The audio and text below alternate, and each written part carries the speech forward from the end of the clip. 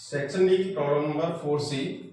Explanation the difference of the following substance with the help of example: paramagnetic अणचुंबकी पदार्थ और diamagnetic ferromagnetic.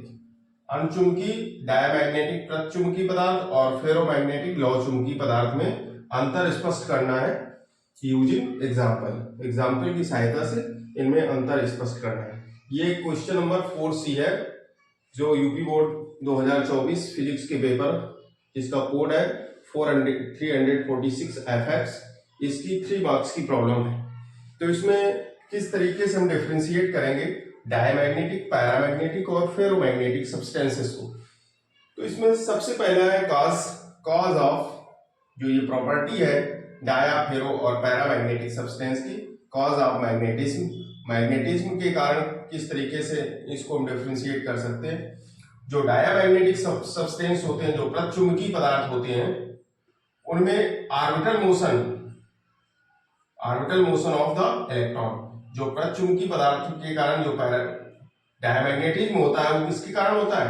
Orbital motion of electron के orbital motion से।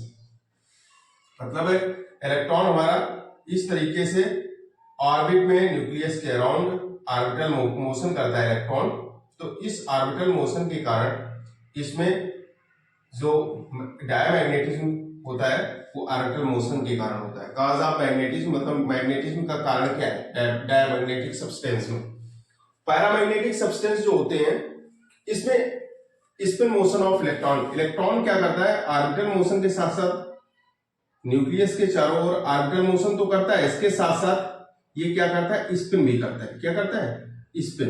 तो ये स्पिन मोशन के साथ, ऑर्बिटल मोशन के साथ साथ स्पिन मोशन करता है। तो जो पैरामैग्नेटिज्म होता है वो spin motion of the electron के स्पिन मोशन से के कारण पैरामैग्नेटिज्म होता है। इसके बाद में फेरोमैग्नेटिक सब्सटेंस है फॉर्मेशन ऑफ डोमेन। इस सब्सटेंस में क्या होता है कि इस तरीके से कोई फेरोमैग्नेटिक सब्सटेंस की एक स्लाइस रखी है, इसमें डिफरेंट डोमेन्स होती हैं। जो डोमेन्स का ये इलेक्ट्रिक फील्ड डायरेक्शन है हर एक डोमेन्स की, वो एक दूसरे के जो पड़ोसी डोमेन है उसके अपोजिट होती है। इसलिए टोटल जो इनका मैग्नेटिक फील्ड है वो एक दूसरे का क्या हो जाता है? कैंसिल हो जाता है। लेकिन डोमेन एक ऐसा एरिया होता है जिसका मैग्नेटिक मोमेंट जो होता है वो सिमिलर डायरेक्शन में होता है। किसी एक पार्ट का अगर आप मैग्नेटिक मोमेंट निकालें तो वो एक ही डायरेक्शन में मिलेगा। तो फेरोमैग्नेटिज्म जो होता है वो डोमेन्स के कारण, जो डोमेन इसमें बन जाती हैं उसके कारण फेरोमैग्नेटिज्म होता है। फॉर्मेशन ऑफ डोमेन जो बन जाती हैं ये छोटे छोटे एरिया है जहां पे सभी डायपोल अलाइन होते हैं। डायपोल क्या होते हैं? अलाइन होते हैं किसी एक पर्टिकुलर एरिया में। तो उस छोटे से एरिया को हम बोलते हैं डोमेन। ठीक है। तो ये डोमेन क्या होती है? अपनी पड़ोसी जो नेबरिंग डोमेन है उसका रोटेशन, उनका जो डायपोल रोटेशन होता है, डायपोल मोमेंट होता है, वो क्या होता है? पड़ोसी डोमेन के जस्ट अपोजिट हो जाता है। इसलिए टोटल मैग्नेटिक फील्ड जो फेरोमैग्नेटिक सब्सटेंस की 0 होती है in absence of magnetic field. Magnetic field के एब्सेंस में जब इस पे एक्सटर्नल मैग्नेटिक फील्ड आप अप्लाई करते हैं तो डोमेन, सभी डोमेन क्या हो जाती है? अलाइन हो जाती है। तो ये इसका कारण रहा है। तो कॉज ऑफ मैग्नेटिज्म किस तरीके से होता है उसका मेन कारण है जो डायमैग्नेटिक सब्सटेंस है उसमें ऑर्बिटल मोशन के कारण, जो पैरामैग्नेटिक सब्सटेंस होते हैं उसमें स्पिन मोशन के कारण, स्पिन मोशन ऑफ इलेक्ट्रॉन, और फेरोमैग्नेटिक सब्सटेंस है उसमें डोमेन्स के कारण होता है, इसमें मैग्नेटिज्म होता है। ठीक है। सेकंड पॉइंट है एक्सप्लेनेशन ऑफ मैग्नेटिज्म। तो मैग्नेटिज्म जो होता है डिफरेंट जो सब्सटेंसेस दिए गए हैं, डाया जो प्रचुंबकीय पदार्थ है, पैरा अणचुंबकीय पदार्थ और फेरो लौहचुंबकीय पदार्थ है, इसमें एक्सप्लेनेशन मैग्नेटिज्म का एक्सप्लेनेशन हमें करना है। अगर कोई डायमैग्नेटिक सब्सटेंस है इसको मैग्नेटिक फील्ड में रखते हैं तो ये क्या होता है? दीज आर, इसको यहां पे लिखेंगे, these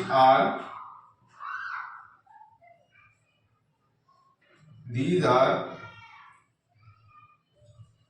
repel repelled in external magnetic field, मतलब कोई डायमैग्नेटिक सब्सटेंस अगर किसी मैग्नेटिक फील्ड में रखा जाना है तो ये रिपेल्ड किया जाता है, रिपल्सन होता है, इसमें प्रतिकर्षण हो जाता है। क्या होता है? प्रतिकर्षण होता है किसी डायमैग्नेटिक सब्सटेंस में।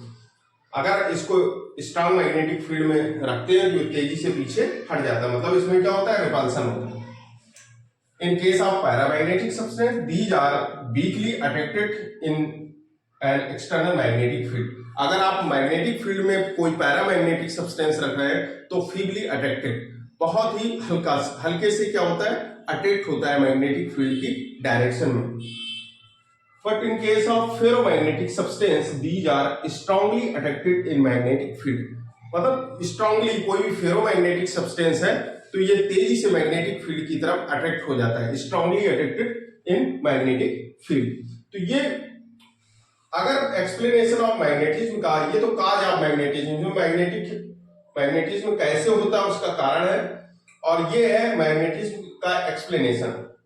डायमैग्नेटिक सब्सटेंस होता है इस मैग्नेटिक फील्ड में रिपेल्ड हो जाता है, पैरामैग्नेटिक फील्ड इंडक्शन होता है, उससे मैग्नेटिक फील्ड डायमैग्नेटिक की वो लेस देन होती है।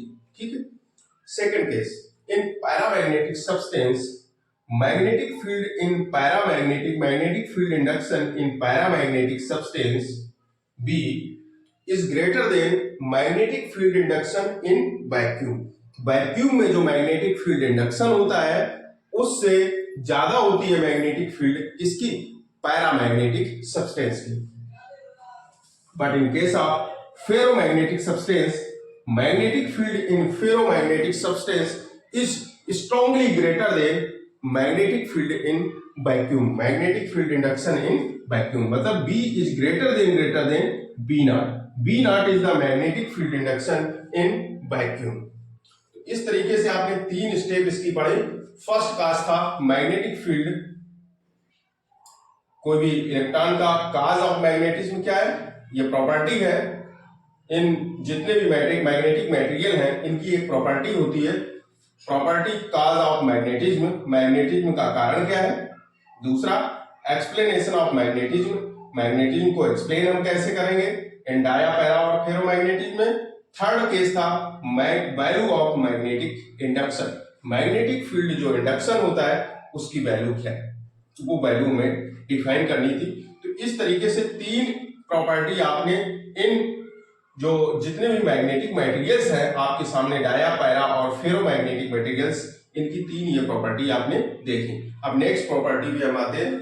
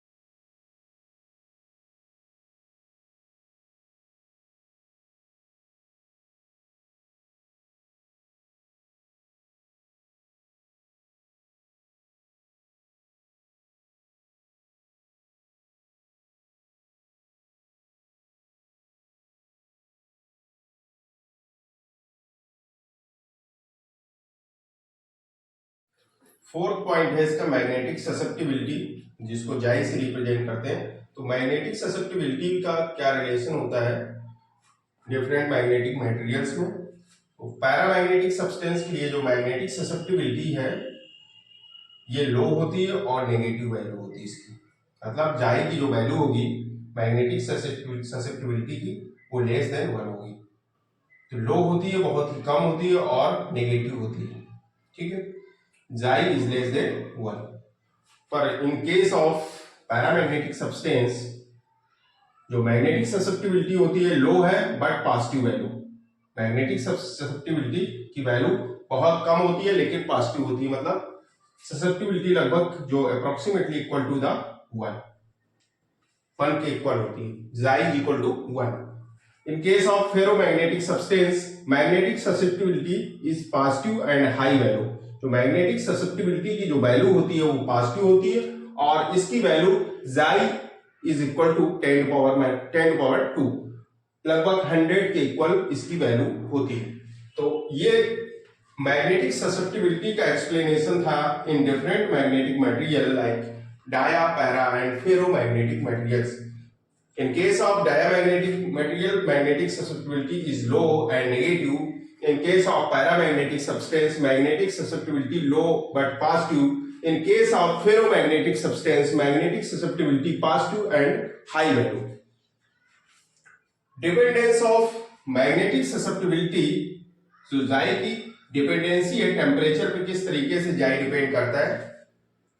In case of diamagnetic substance, it does not depends on temperature, temperature पे ये डिपेंड नहीं करता है। Diamagnetic substance does not depends on temperature, मतलब Xi का टेम्परेचर के साथ जो वेरिएशन होता है वो कांस्टेंट होता है। ये देखो ग्राफ अगर हम प्लॉट करते हैं Xi और टेम्परेचर, एब्सोल्यूट टेम्परेचर के बीच में, तो ये एक स्ट्रेट लाइन देता है। स्ट्रेट लाइन मतलब Xi क्या है, उसमें कोई भी चेंज नहीं आता है टेम्परेचर के साथ में। Xi की क्या है, constant value. In case of paramagnetic substance, paramagnetic substance को अगर डीप फ्रीज करते हैं, कूलिंग कर रहे हैं किसी सब्सटेंस की, पैरामैग्नेटिक सब्सटेंस की, तो डीप फ्रीज की कंडीशन में it converted in ferromagnetic materials at Curie temperature.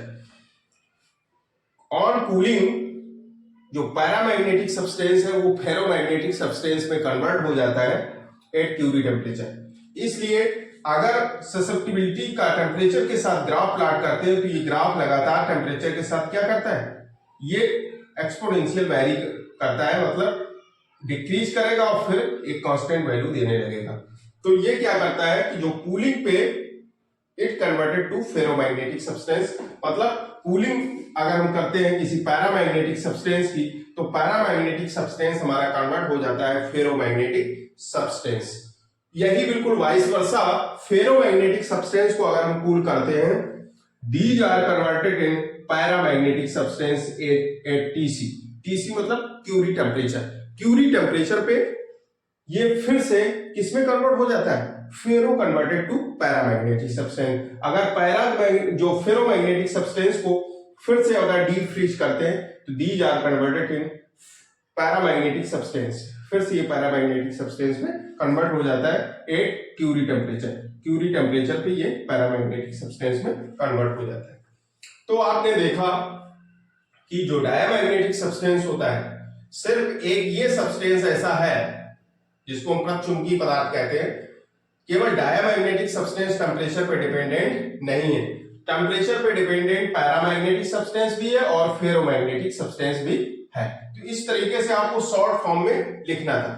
एक क्वांटिटी होती है जैसे ससेप्टिबिलिटी होती है, इसी तरह से अब आपने पढ़ा होगा परमिबिलिटी, रिलेटिव परमिबिलिटी, उसको म्यू आर से रिप्रेजेंट करते हैं। तो रिलेटिव परमिबिलिटी जो होती है म्यू आर, उसकी वैल्यू भी लेस देन 1 होती है in case of diamagnetic substance.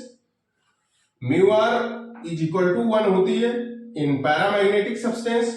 Mu R is greater than 1 और इसकी वैल्यू लगभग 10 की बराबर होती है, ये वैल्यू होती है इन फेरोमैग्नेटिक सब्सटेंस। इसको बोलते हैं रिलेटिव परमिबिलिटी। जो रिलेटिव आपेक्षिक विद्युतशीलता, वहां चुंबकीयशीलता है, यहाँ पे आपेक्षिक विद्युतशीलता, रिलेटिव परमिबिलिटी कहते हैं। तो रिलेटिव परमिबिलिटी म्यू आर से रिप्रेजेंट करते हैं। Mu R is less than 1, mu R paramagnetic mu R is equal to 1 और फेरोमैग्नेटिक सब्सटेंस के लिए म्यू आर इक्वल टू 2। तो इस तरीके से आपने question number 4C section D की जो प्रॉब्लम है जहां आपको पैरा और डाया फेरोमैग्नेटिक सब्सटेंस को डिफरेंशिएट करना था, तो इस तरह से आप पॉइंट टू पॉइंट इसका आंसर लिख सकते थे, जिससे आपको ये सभी आंसर में आपको 3 मार्क्स की ये प्रॉब्लम थी। और अगर आपने पॉइंट टू पॉइंट लिखा होगा तो जरूर आपको 3 नंबर इसमें मिलेंगे।